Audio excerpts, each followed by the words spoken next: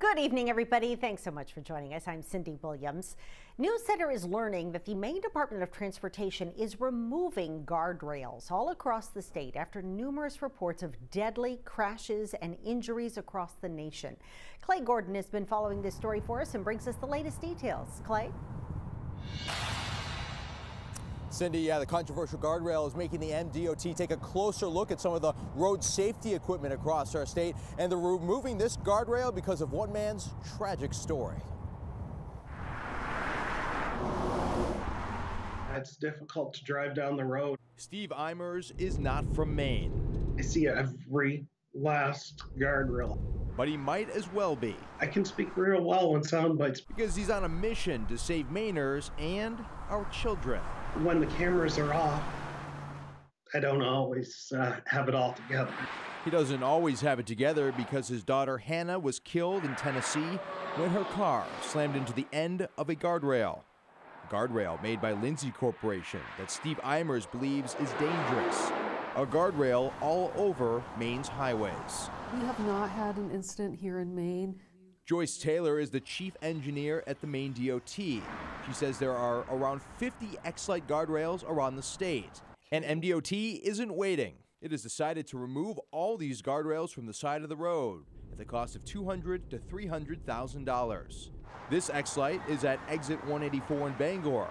MDOT is replacing the model with the MSKT systems, now in Auburn on Route 202. Eimers is impressed. No family in Maine will experience this loss because the Maine Department of Transportation has acted to prevent that.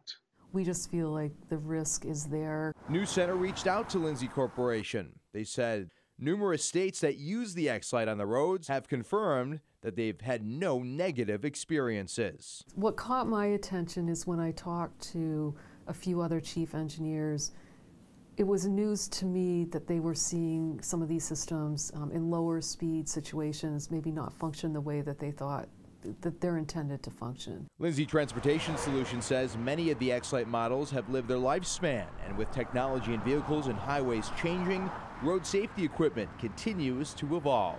In 2011, the Federal Highway Administration issued a safety eligibility letter reporting that the X-LITE passed all applicable vehicle crash tests and was acceptable for use on the National Highway System. I have enough doubt that I think it's the prudent thing for us to do to remove them. I believe that life has inherent transcendent value. That's what guides my advocacy. Eimers says it's now his moral obligation to make sure what happened to his daughter doesn't happen again. I just miss her. And I'm just so glad that somebody in Maine is not going to share in this horror. Now, the MDOT says the decision was made to take out those end terminals to prevent something from ever happening here. Cindy?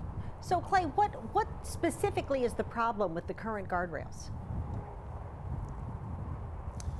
Well, Cindy, the X-LITEs are reportedly not absorbing a hit the right way, and even in some cases piercing through cars. But the MDOT says it's not all on the manufacturers, though. They do have a part in it to make sure that these systems are installed and maintained properly. But they did start a new program. It's called the Guardrail Garden. That's when the manufacturers come out to the state of Maine and they actually show the workers how to properly install new products. Cindy? All right, interesting. Clay, thank you so much.